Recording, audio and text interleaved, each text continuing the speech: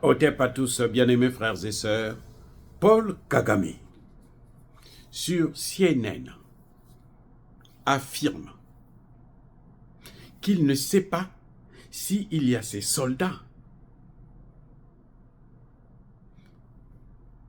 à Goma, en RDC, dans le Kivu, à l'est de la RDC.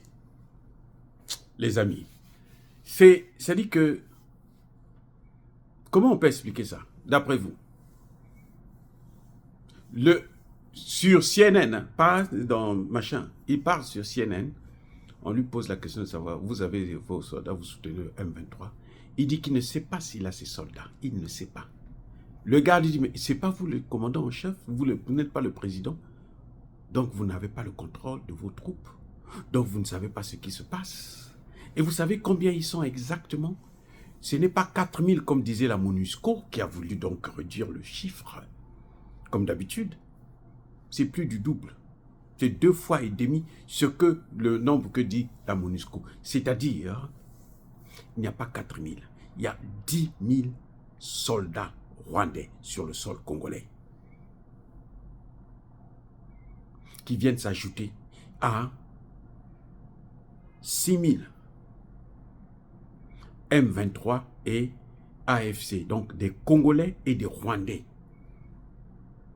Donc, il y a près de 16 000 soldats étrangers et nationaux qui sont en train de combattre un gouvernement légal. Quand Paul Kagame dit que lui ne sait pas, son ministre des Affaires étrangères vous dit que eux, ils sont là pour mener la guerre, pour empêcher à Tshisekedi d'aller déstabiliser Paul Kagame. Un déstabilisateur qui a peur de la déstabilisation, de se faire déstabiliser lui-même. Lui, il a brillé par la déstabilisation, il brille par la déstabilisation, mais il pense que lui, on ne peut pas le toucher. Mais il a la chance qu'il a affaire à Tshisekedi, qui se passe pour un diplomate. Mais s'il a affaire à des gens durs, il va le regretter. Mais ce qui est troublant, c'est cette façon de mentir. Est-ce qu'il n'avait pas pris Poutou, Amela qui est en côté? Ou bien il était vraiment... Parce que quelqu'un de normal ne peut pas dire des choses. Franchement, quelqu'un de normal ne peut pas dire « je ne sais pas que j'ai mes soldats là », alors que tout le monde sait qu'il a des soldats là-bas. Et ils se font même massacrer. C'est-à-dire qu'il se moque non seulement des Congolais, de la communauté internationale, mais il se moque aussi des victimes et des parents des victimes. Les Rwandais qui entendent ça, s'ils étaient sérieux, ils devaient se dire que notre président, là, à Béli Liboma, il est maintenant fou. C'est pas possible que Kagame vous dit que je ne connais pas le nombre de soldats que j'ai. Non, pas que je ne connais pas le nombre de soldats, mais je ne sais pas si mes soldats sont rentrés au Congo. Il est dingue ou quoi?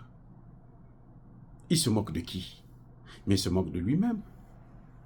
Parce que vous savez, la communauté internationale, les Occidentaux, là, quand ils entendent des gens comme les Kagame là parler, ils roulent par terre, ils rigolent. Ils sont contents de voir comment ils sont bêtes.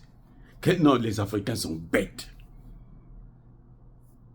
Et comment on va voir aussi Tshisekedi reculer, revenir encore. Bon, je veux négocier parce qu'il y a l'EAC et la SADC qui sont là, donc on va faire la diplomatie. C'est quoi la diplomatie? La diplomatie, c'est quoi?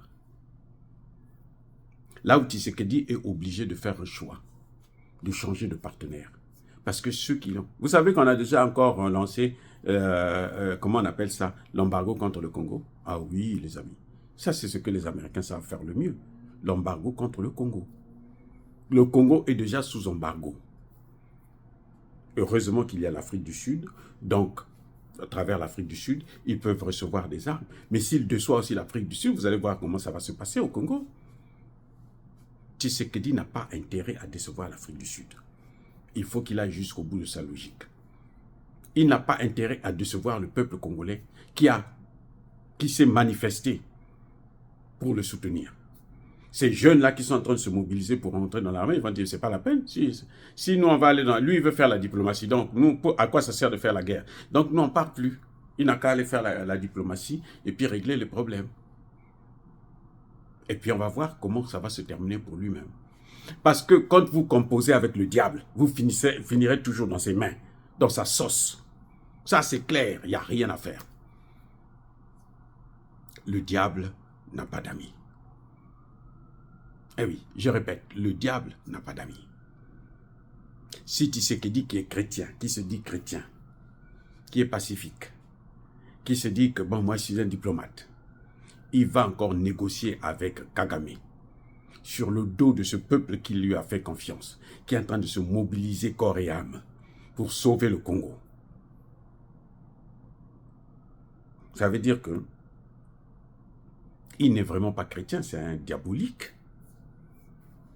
Je ne comprends pas. Vous savez, ce qui est bizarre avec les dirigeants congolais, africains plutôt, c'est que ils se passent pour des chrétiens, tous se passent pour des chrétiens, mais ils aiment toujours avoir des rapports avec le diable. Ils signent toujours des contrats avec le diable. C'est incroyable. Ça, c'est une particularité que vous allez voir seulement chez les dirigeants africains. Ils aiment le diable. Ils aiment ceux qui les torturent. Ils aiment ceux qui les manipulent. Ils aiment ceux qui les détruisent. Ils aiment ceux qui pillent leur pays. Ils aiment ceux qui les mettent à genoux. Ils aiment ceux qui vont être là à les louer comme s'ils étaient des dieux. Les amis, avec les Occidentaux, si vous n'êtes pas dur, si vous n'êtes pas ferme, vous n'allez pas pouvoir vous en sortir. Le Mali, le Burkina, le Niger ont prouvé cela. Il faut être radical et sévère avec eux pour qu'ils puissent vous respecter. Soyez bénis, abondamment bénis par le Dieu des Kémites et par nos ancêtres évangélisés. Mais que tous ceux qui persécutent le continent africain, le pillent et le déstabilisent, qu'ils soient noirs, blancs, chinois, arabes, juifs, indiens ou qui qu'ils soient punis, maudits, foudroyés, neutralisés, écrasés, effacés par le Dieu des Kémites et par nos ancêtres évangélisés. Vive l'Afrique éternelle, j'ai dit et j'assume.